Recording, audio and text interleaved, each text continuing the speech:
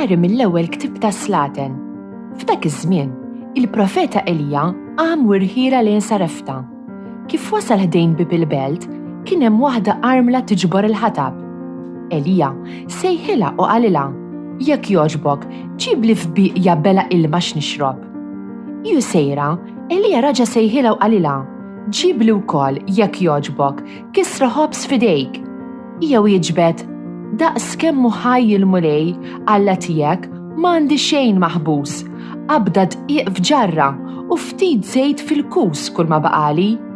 Ara, qiegħda niġbor biċċtejn ħatab, issa nħejji xi ħaġa għalija u għal-ibni, u mbagħad nikluha u mmutu."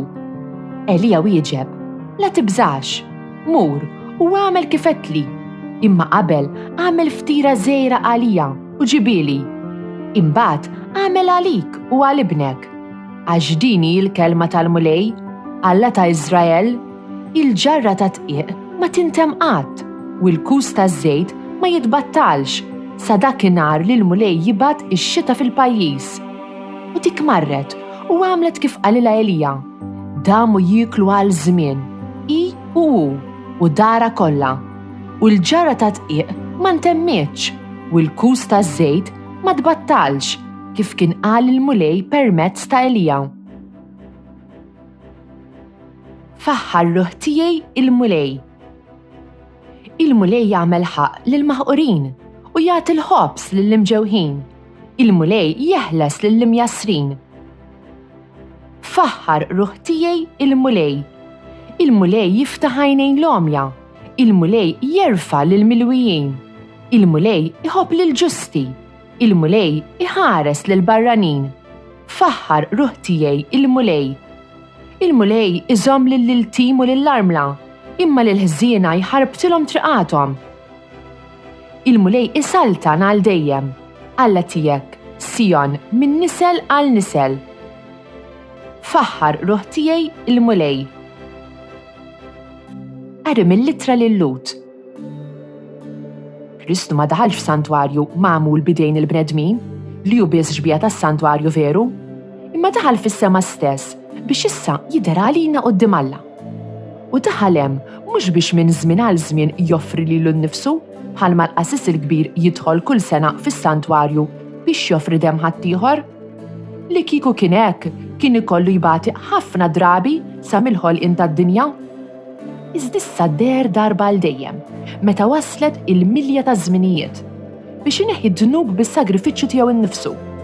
U kif hu miktub għal bnedmin li għandhom imutu darba biss u wara dan isir il-ġudizzju, hekk ukoll Kristu wara li offra lilu nnifsu darba biss biex jitabba bid-dnubiet tal-kotra, għad jerġa' jidher darb'oħra, mhux biex ineħħi d-dnubiet, imma biex isalva lil dawk li qegħdin jistennewh bil-ħerqa. Allelujja, Allelujja. Ħenjin il-foqra fl-ispirtu għax tagħhom hija s-saltna ta' smewwiet. Allelujja, Allelujja. Qari mill-Evanġelju skont San Mark. F'dak iż-żmien, Ġesu kien qiegħed fit-tempju bis-swit it-teżor, iħares u jara xi flus jitfgħu in-nies fit-teżor. Bosta għonja bdew jitfgħu ħafna. Resqet waħda armla fqira u tefed biċċtejn żgħar, jiġifieri xi 2 ċenteżmi.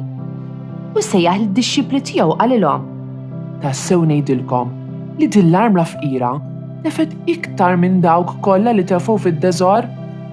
Għax dawk kollha tefgħu miż-żejjed tagħhom, imma hi fil-faqar tagħha tefed kull ma kellha, dak kollu li kellha biex tgħix." Danu 32 ħadd ta' matul is-sena. U llum nisimgħu dwar 2 romol. Armla imara li mitilha r-raġel. Żmien twil ilu li tkun armla kienet jibsa għax spiss ma kienx ikollhom flus. Fl-ewwel qari l-armla kellha ikel biss għal ikla waħda u ma kellix flus biex tixtri iżjed. Imbagħad iltaqet mal-profeta Elija. Dan juri li Alla u l-kelma tiegħu jiġu għandna meta ta' bilħaq inkunu f'sitwazzjoni kera.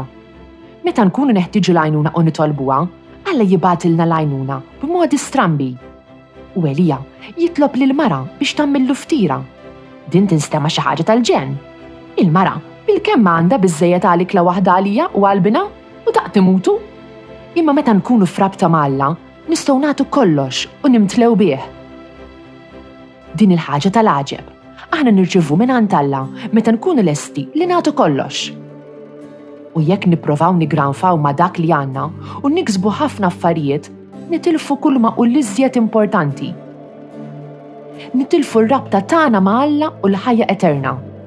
U allura dik il-mara lill-Elija tagħmillu ftira. U b'miraklu kellhom biżżejjed ikel għal sena sħiħa. La darba kienet lesta li tagħti kollox? Hekk jiġri f'ħajjitna wkoll. Ngħidu aħna, jekk irridu nkunu iktar ferħana, nistgħu niffukaw fuq kif inferħu lill-oħrajn. Fil-Vanġelu nisimgħu barmla oħra li tagħti l-aħħar mill-flus li kellha bħala donazzjoni lit-Tempju. U Ġesu jifaħħarha għax għalkemm ħafna nies jagħtu flus miżżejjed li ma jeħtiġux, jitagħti kollox u tista' tikseb dak li hu l-iżjed importanti, il-ħajja ma' Alla fil-ġenna. Għalhekk, ejjew inkunu ġenerużi bid-doni li Alla jagħtina u nafdaw fih. This Maltese translation was produced in collaboration with the Church in Gozo. Don't forget to like, subscribe, and support this channel on Patreon using the link in the description. Thanks for watching!